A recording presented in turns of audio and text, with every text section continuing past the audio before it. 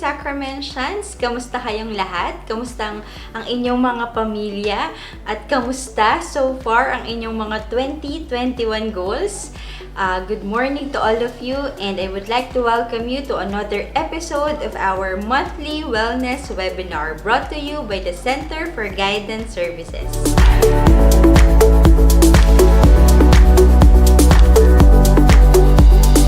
Okay, so just to recap, last month we have talked about New Year's resolutions, and actually we have learned and decided na hindi naman talaga natin kailangan ng New Year, but rather what we need is to have the commitment to improve ourselves and to develop ourselves for the better. And di ba napag-usapan natin, and I gave you tips on how to actually achieve our New Year's resolutions. And these are, number 1, personalize your goals. Number 2, start with small steps. Number 3, put time into planning. Number 4, talk about your goals and achievements.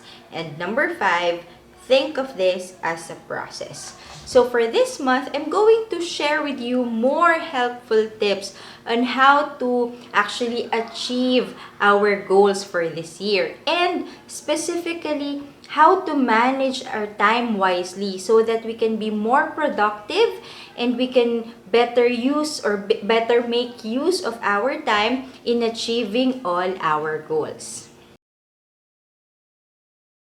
So what if you will be given 86,400 pesos in a day? So pwede nyo siyang gastusin sa kung anumang paraan na gusto nyo. Pwede nyo bilhin kahit anong mga bagay or gadgets or mga stationaries or books or clothes na kung ano man yung gusto nyo.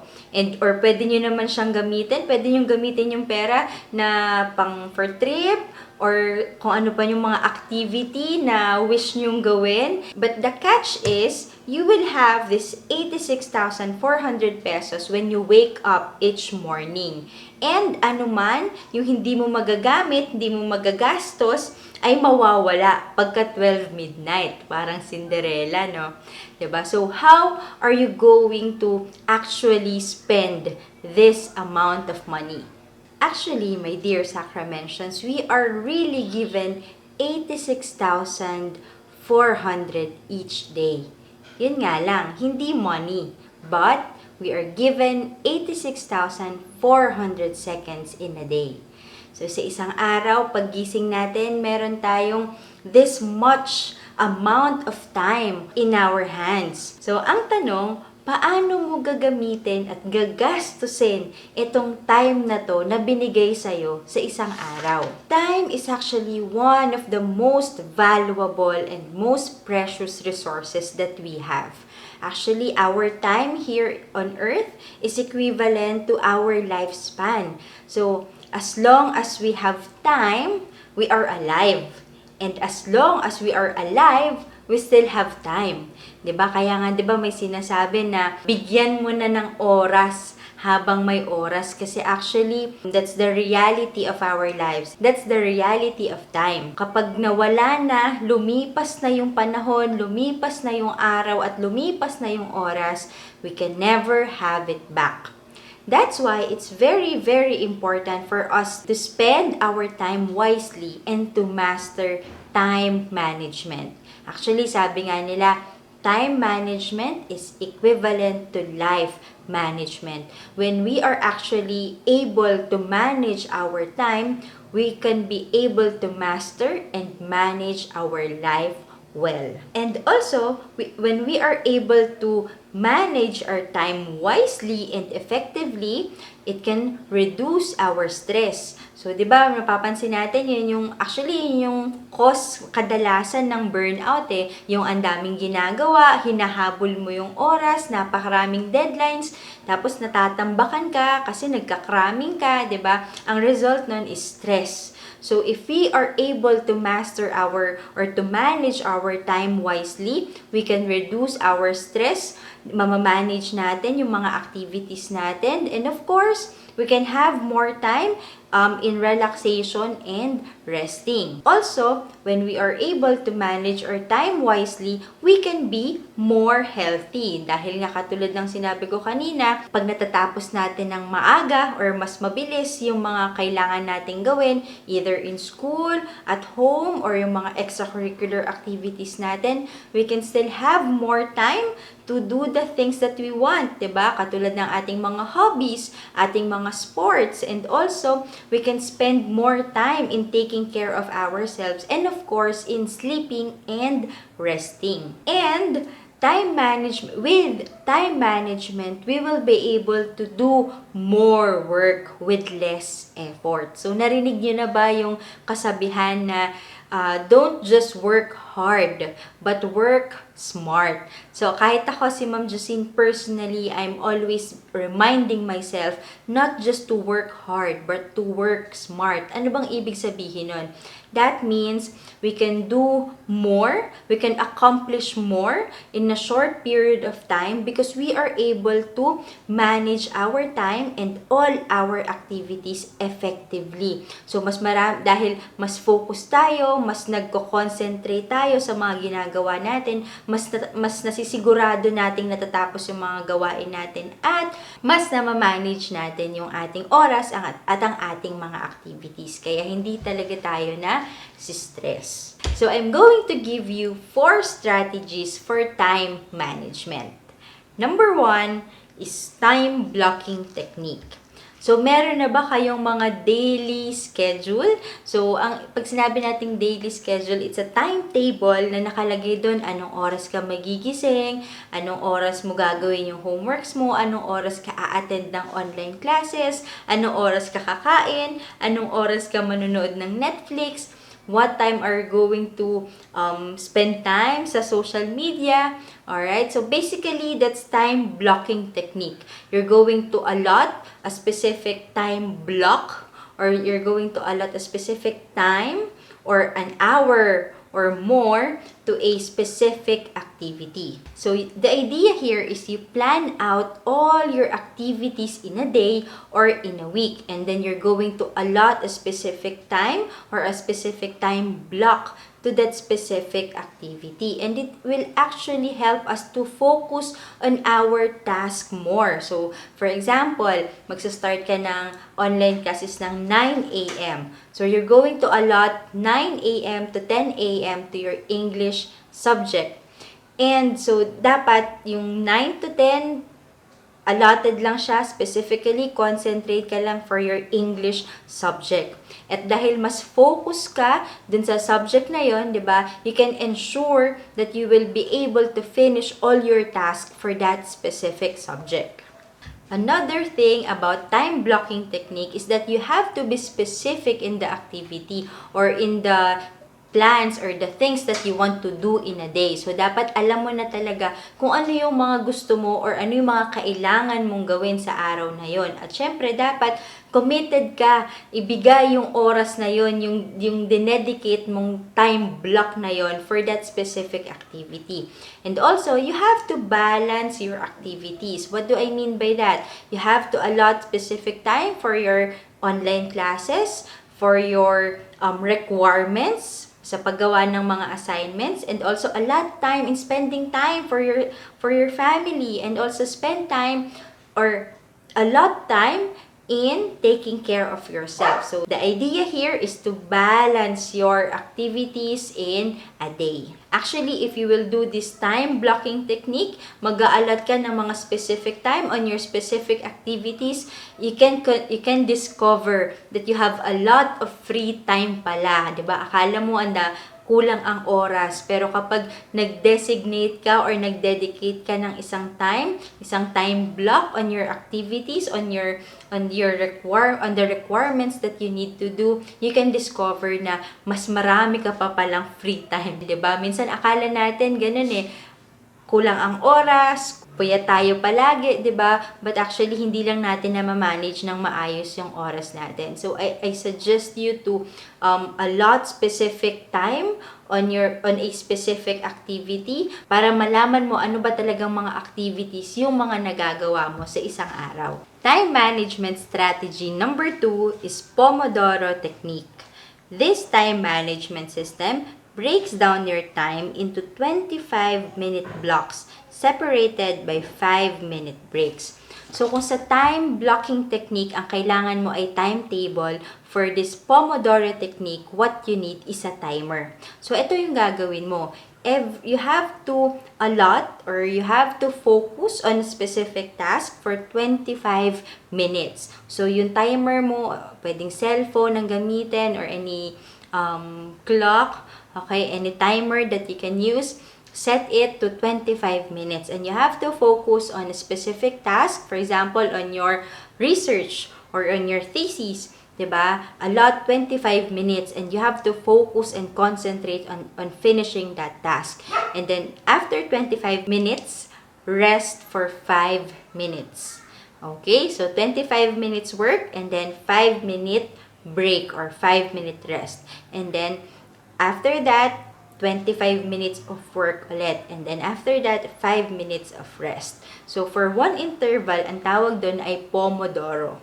So after 4 or 3 to 4 Pomodoros or 3 to 4 intervals, pwede ka nang mag-take ng longer breaks or sabihin natin 15 to 25 minute break. So what's good with this time management technique is that it's helping you to focus. So for 25 minutes, akala natin matagal yun, pero actually yung 25 minutes na yun ay sandali lang. And it will create urgency na tapusin mo kung ano yung mga kailangan mong gawin. 'Di ba? Because after 25 minutes, mag-go-off yung timer and you have to take a rest, a 5-minute rest.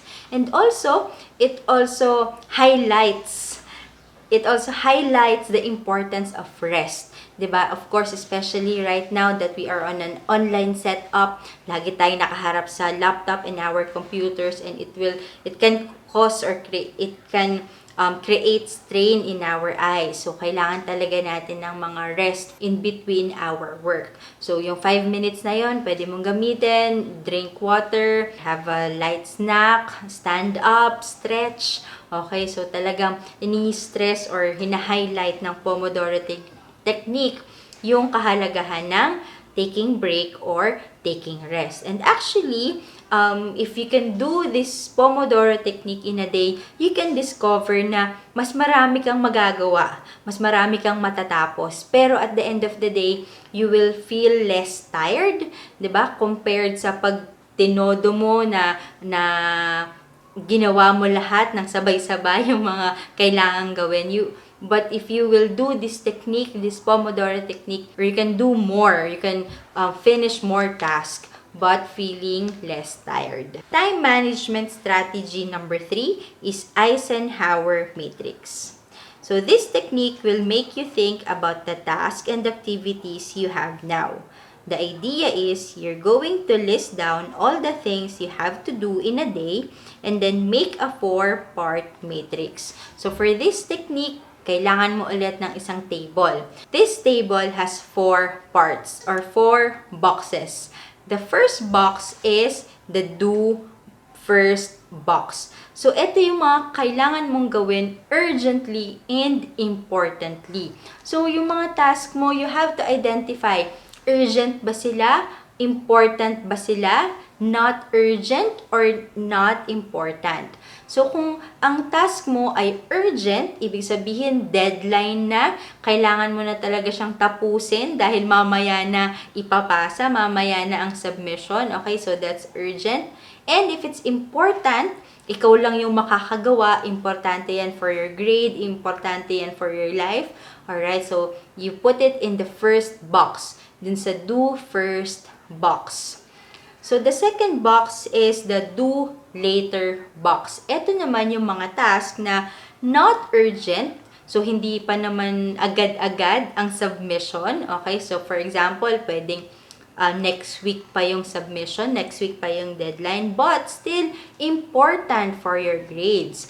So, ito yung mga task na Pwede mo pang ipagpaliban, pero posible na ikaw lang yung pwedeng gumawa at importante siya na gawin, 'di ba? So, do it or put that task in the do later box.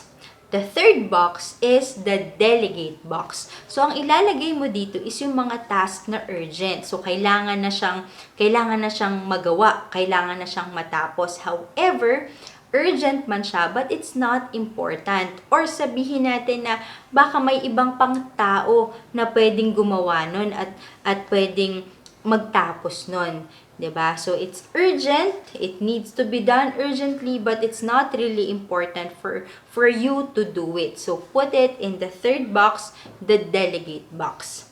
And then the last and fourth box is the don't do it or the eliminate box. So, ito naman yung mga task na not urgent and at the same time, not important. So, 'di ba? Minsan iniisip natin, dami nating iniisip na gagawin pero we really have to identify, are they urgent and are they important? So, the last time management strategy that I would like to share with you is the glass jar technique. So, think of your day as a glass jar and you have to put in rocks, pebbles, and sand. So, how are you going to fit all of this in one glass jar?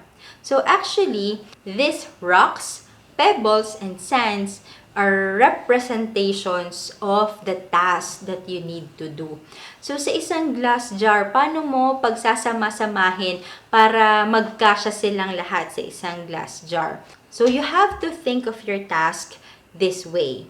The rocks, or yung mga malalaking bato, these are the urgencies, or these are the priorities. Ito yung mga urgent na at importanteng gawin. So, iyon yung una mong ilalagay sa glass jar. Yun yung una mong gagawin. So, identify the rocks in your life. So, ano ba yung mga priorities? Yun yung una mong ilalagay sa glass jar mo.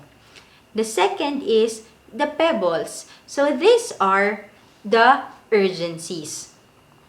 So, eto naman yung mga small task. Okay, small task lang siya, but still, these are needed to be done.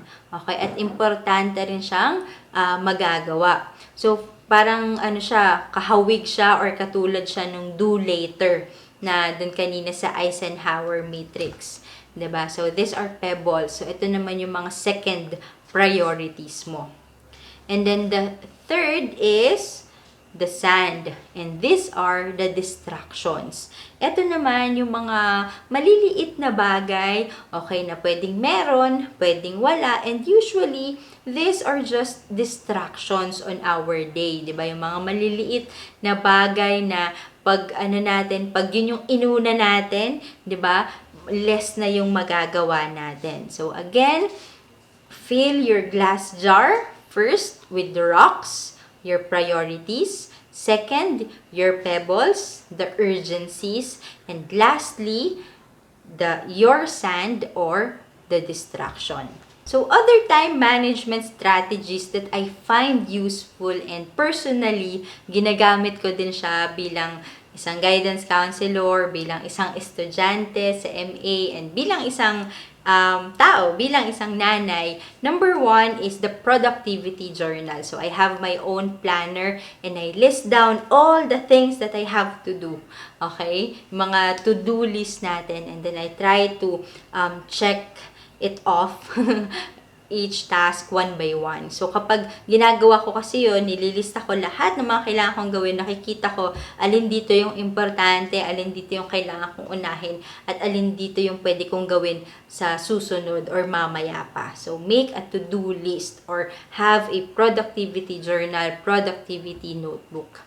Then, secondly, the eat that frog technique. Ano yung ibig sabihin nun? Eat that frog. Yung frog daw, ito yung isang task, okay, na na mahirap gawin, okay? At kinatatakutan natin gawin. So, ang idea of this technique is to do this thing, okay, first thing in the morning. So sabi kasi talaga sa morning, dun tayo pinaka-motivated, 'di ba? Pagising natin sa umaga, we are refreshed, we are very motivated in the morning. So, do the most difficult task in the morning. Do the most difficult task at first. Eat your frog in the morning.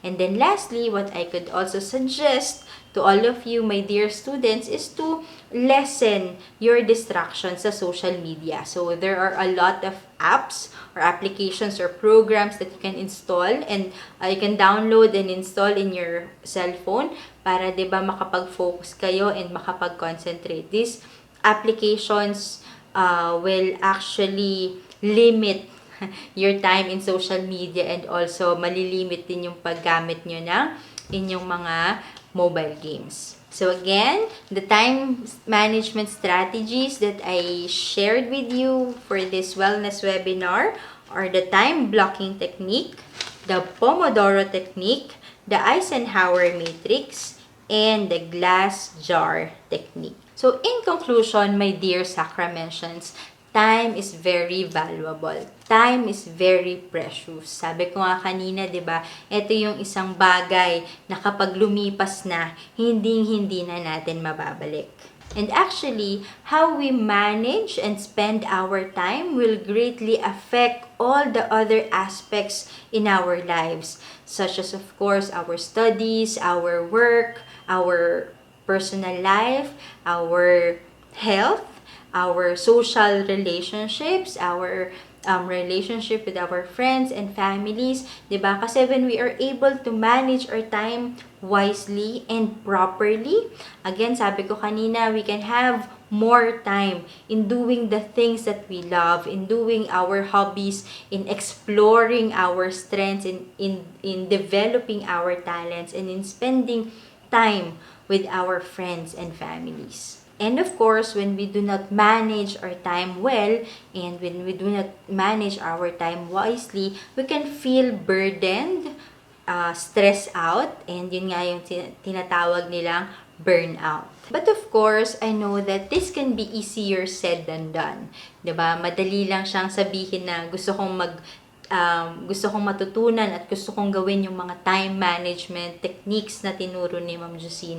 Pero in actual, napakaraming distractions, napakaraming mga bagay na pwedeng mag-discourage sa atin. So what I would really like to encourage you is to grow your commitment to your goals.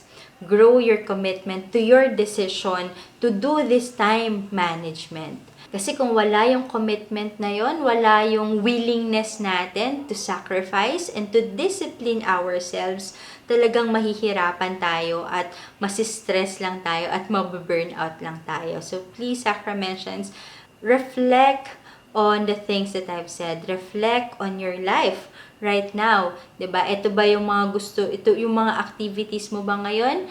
So, kung paano mo ginagamit yung oras mo, ito ba yung sa palagay mo the best way that you can use your 86,400 seconds every day?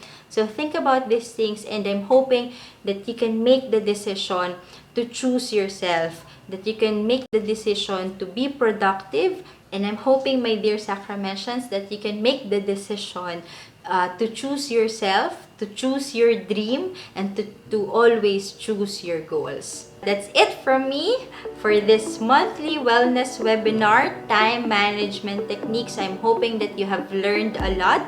Dahil ako din, natuto din ako ng maraming bagay from preparing this talk for you. If you have any questions, if you have any concerns, if you need the services of the Center for Guidance Services, please email me in my email address, bscsguidance2014@gmail.com, and please like and follow our Facebook page, BSCS Guidance Center. Thank you very much for your time. I am Ma'am Josine Mercado. See you next month.